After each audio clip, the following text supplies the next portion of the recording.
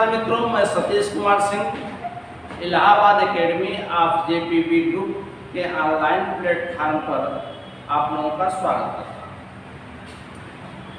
आज हम लोग पढ़ेंगे कर्नाटक, जो कि बहुत ही दमदार टॉपिक है और इसको पढ़ने में आपको बहुत आनंद आएगा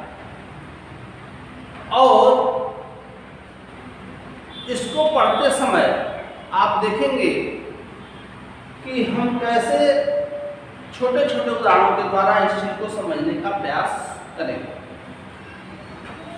यहाँ टॉपिक हमने बताया अंग्रेज फ्रांसीसी संघर्ष, जिसे कर्नाटक युद्ध के नाम से भी जाना जाता है। अब प्रश्न यह है कि यह जो संघर्ष हो रहा है फ्रांसीसियों और अंग्रेजों के बीच हो रहा है और नाम दिया जा रहा है कर्नाटक युद्ध का, तो ऐसा क्यों? ऐसा इसलिए कि इनकी प्रतिस्पर्धा का भारत में जो केंद्र बनेगा प्रारंभ में, वह कहाँ होगा? कर्नाटक क्षेत्र। और इनके बीच जो तीन मुख्य युद्ध हुए वह कर्नाटक क्षेत्र में लड़े गए, इसलिए इसे कर्नाटक युद्ध के नाम से जाना जाता है। यहां देखेंगे कि किसी भी युद्ध के दो तरह के कारण होते हैं, एक तो मुख्य कारण, दूसरा तात्कालिक कारण। मुख्य कारण को आप ऐसे समझ सकते हैं जैसे ए और बी दो परिवार हैं और इनके बीच किसी जमीन को लेकर पुराना विवाद चल रहा है। तो यह विवाद क्या हो गया? इन परिवारों के बीच झगड़े का एक मुख्य कारण हो गया, जो पहले से चला रहा है, जिसकी वजह से दोनों परिवारों के मन में एक दूसरे के प्रति खटास है, द्वेष की भावना है। लेकिन इसी बीच मान लीजिए कि ए परिवार का बच्चा है सी और बी परिवार का बच्चा है डी, और इन दोनों बच्चों के बीच झगड़ा हो गया, लड़ाई हो गई, और इन दो बच्चों के बीच हुई लड़ाई जो है इन दो परिवारों के बीच संघर्ष में बदल गई, दो परिवारों की लड़ाई के रूप में परिवर्तित हो। तो यहाँ इन दो बच्चों के बीच जो विवाद हुआ वह इन दो परिवारों के बीच संघर्ष का क्या बना? तात्कालिक कारण बना। उसी तरह किसी भी युद्ध के आप देखेंगे दो तरह के कारण होते हैं, एक मुख्य कारण और एक तात्कालिक कारण।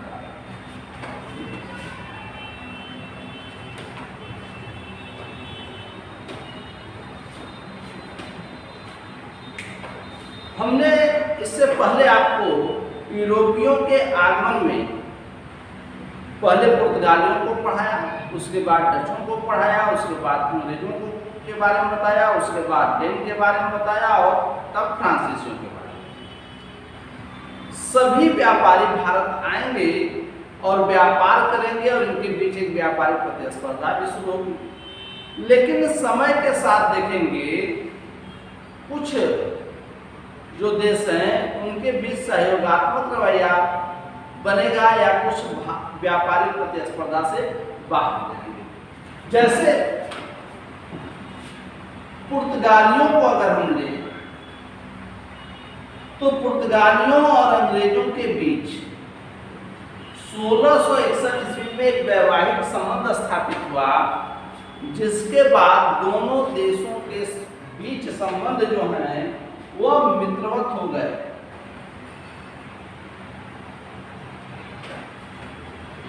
इसके बाद हमने बताया था डच। तो देखेंगे आगे जो है डच और अंग्रेजों के बीच 1759 ईस्वी में एक युद्ध हुआ, जिसके बारे में हम पहले भी बता चुके हैं, बेदारा का युद्ध। इस युद्ध में अंग्रेज डचों को परास्त कर देंगे और भारत से डच शक्ति का पतन हो गया। यानी भारत में जो व्यापारिक प्रतिस्पर्धा है उससे पुर्तगाली भी बाहर हो गए, डच भी बाहर हो गए।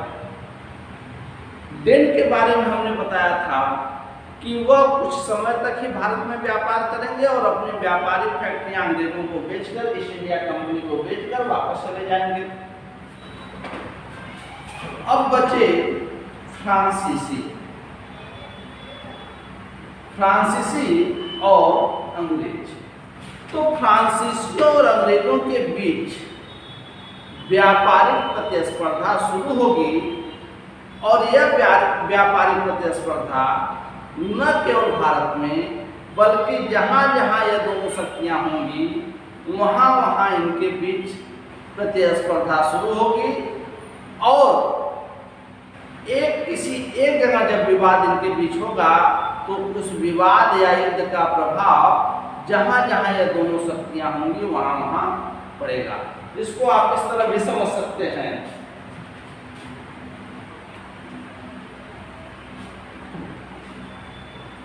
कि जैसे अ और ब दो परिवार हैं जो प्रयागराज में पड़ोसी। इस परिवार के कुछ सदस्य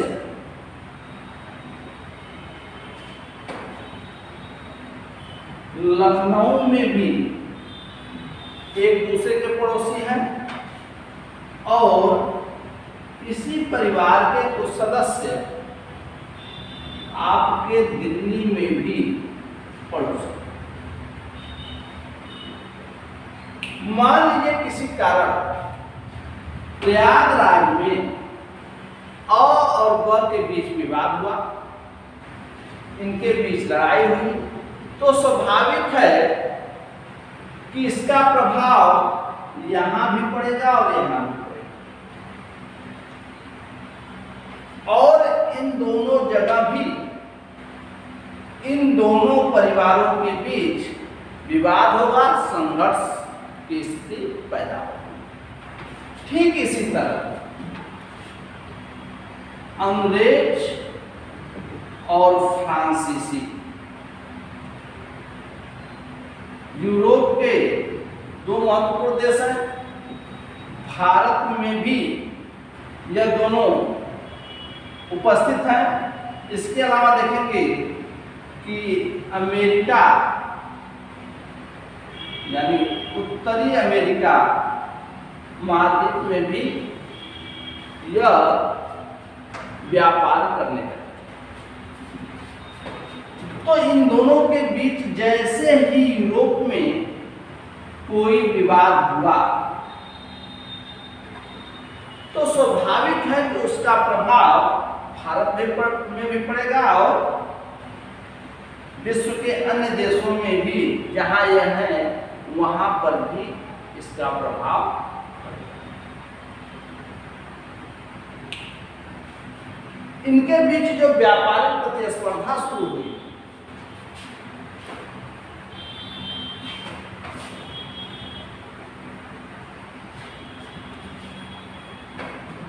इनके बीच जो व्यापारिक प्रतिस्पर्धा शुरू हुई उसके कारण भारत में 3 युद्ध इनके बीच होंगे और चूंकि यह तीनों युद्ध कर्नाटक क्षेत्र में लड़े गए इसलिए इन्हें प्रथम कर्नाटक युद्ध, द्वितीय कर्नाटक युद्ध और तृतीय कर्नाटक युद्ध के नाम से जाना जाता है। प्रथम कर्नाटक युद्ध 1746 से 48 ईस्वी तक हुआ।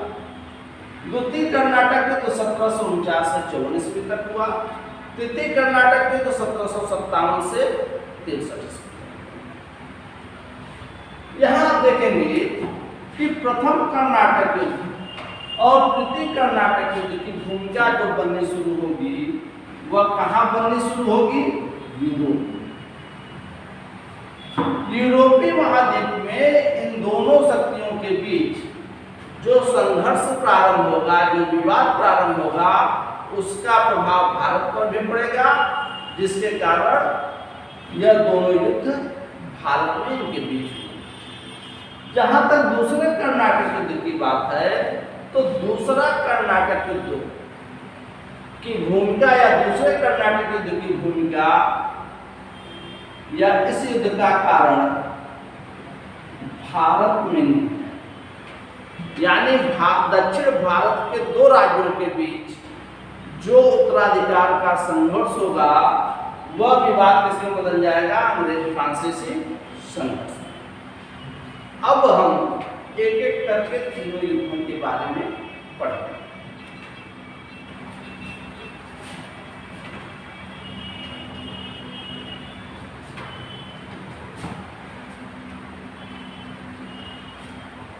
प्रथम कर्नाटक।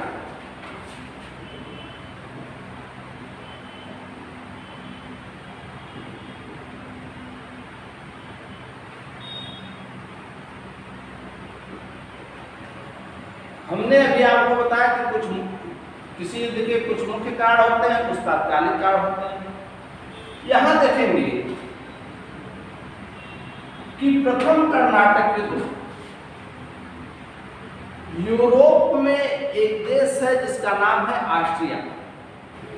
वहां 1740 में उत्तराधिकार का संघर्ष प्रारंभ हुआ और उस उत्तराधिकार के संघर्ष में अंग्रेजों तथा फ्रांसीसियों ने हस्तक्षेप किया, जिसके कारण इन दोनों देशों के बीच युद्ध प्रारंभ हो गया। यानी इस युद्ध का मुख्य कारण क्या है? ऑस्ट्रिया में चल रहा उत्तराधिकार का संघर्ष।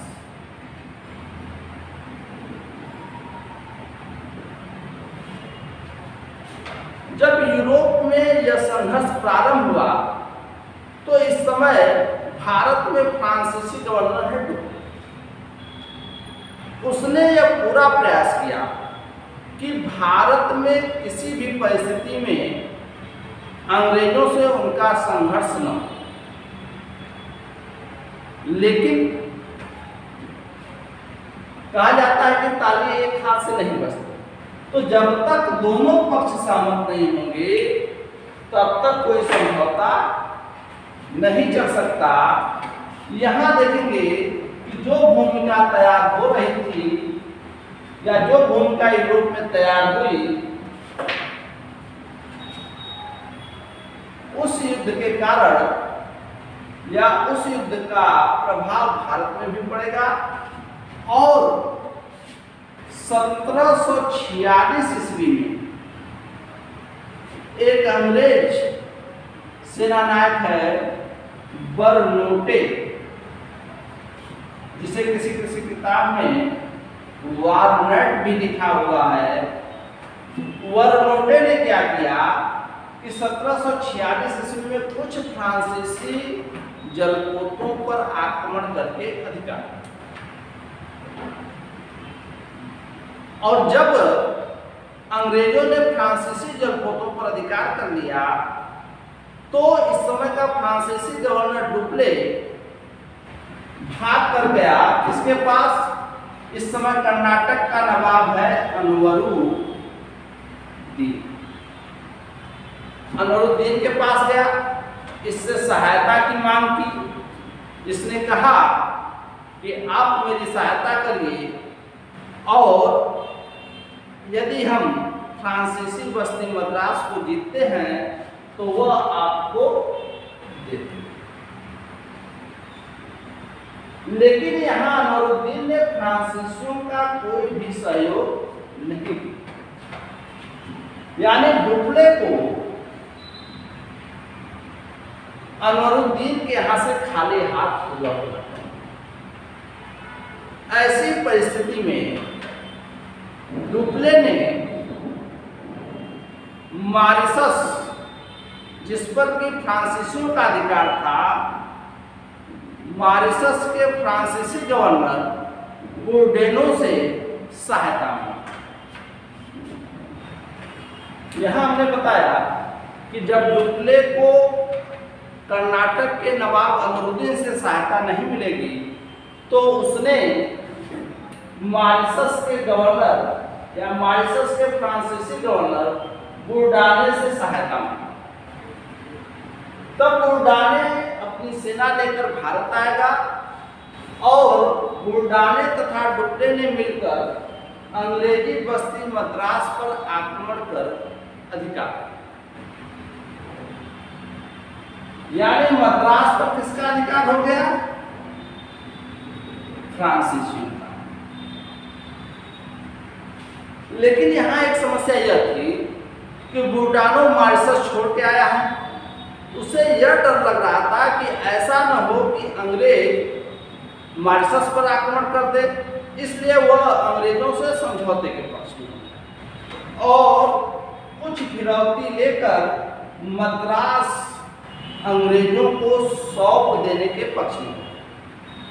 हालांकि डुप्ले ने इसका विरोध किया, लेकिन इसके बावजूद बुल्डाने ने 40,000 पाउंड के बदले मद्रास अंग्रेजों को सौंप, लेकिन डुप्ले ने तुरंत आक्रमण कर फिर मद्रास पर अधिकार कर दिया, यानी बुल्डाने ने मद्रास अंग्रेजों को दे दिया, लेकिन डुप्ले ने पुनः आक्रमण कर मद्रास पर अधिकार कर लिया। ऐसी परिस्थिति में अब अंग्रेज किसके पास पहुंचेंगे? फिर अनवरुद्दीन के पास पहुंचेंगे। पहले कौन पहुंचा था? फ्रांसीसी गवर्नर डुप्ले। अब कौन पहुंचेगा? अंग्रेज। अंग्रेजों ने अनवरुद्दीन से सहायता मांगी। अब यहाँ अनवरुद्दीन के दिमाग में यह आया कि जब प्रारंभ में डुप्ले आया था तो उसने कहा था कि मद्रास यदि जीतेंगे तो हम आपको देंगे, लेकिन उसने जीत भी लिया और मद्रास अनवरुद्दीन को दिया भी नहीं। अब यह बताइए देगा क्यों? देने की बात तो इसने तब कही थी जब अनवरुद्दीन इसकी सहायता करते, लेकिन डुप्ले ने बिना अनवरुद्दीन की सहायता के ही मद्रास जीता था और अनवरुद्दीन ने फ्रांसीसियों की कोई सहायता नहीं। अतः अब अनवरुद्दीन फ्रांसीसियों पर आक्रमण, अतः कर्नाटक के नवाब ने फ्रांसीसियों पर आक्रमण करने का निर्णय लिया और यहाँ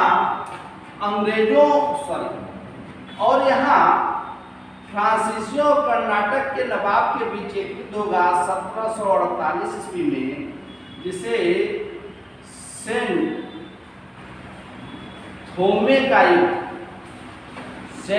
थोमे के युद्ध के नाम से जाना जाता है। यह युद्ध हुआ था अडयार नदी के तट पर। सेंट थोमे कहाँ पड़ता है? अडयार नदी के तट पर। यहाँ सेंट थोमे के युद्ध में फ्रांसीसी सेना का नेतृत्व कौन कर रहा था? पैराडाइल। और कर्नाटक की सेना का नेतृत्व कौन कर रहा था?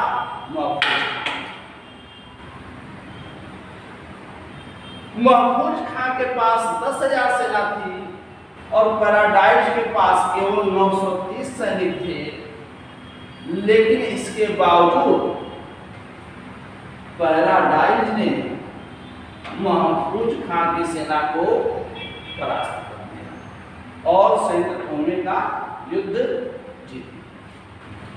दूसरी तरफ देखेंगे कि यूरोप में ऑस्ट्रिया के उत्तराधिकार का युद्ध जो चल रहा था, उसमें 1748 में अंग्रेजों तथा फ्रांसीसियों के बीच एक समझौता हो जाएगा और उस समझौते के तहत ऑस्ट्रिया के उत्तराधिकार का युद्ध समाप्त हो जाएगा और उस समझौते के तहत ही भारत में भी दोनों शक्तियों के बीच युद्ध समाप्त हो जाएगा।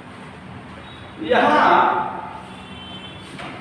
देखेंगे कि यूरोप में 1748 में जो संधि होगी, उस संधि का नाम है एक्स-ला-सैपल की संधि, या इसी को कहा जाता है ए-ला-सैपल की संधि। इस संधि के तहत अंग्रेजों और फ्रांसीसियों के बीच समझौता होगा और समझौते के तहत यूरोप में ऑस्ट्रिया के उत्तराधिकार का युद्ध समाप्त होगा और भारत में प्रथम कर्नाटक युद्ध समाप्त होगा।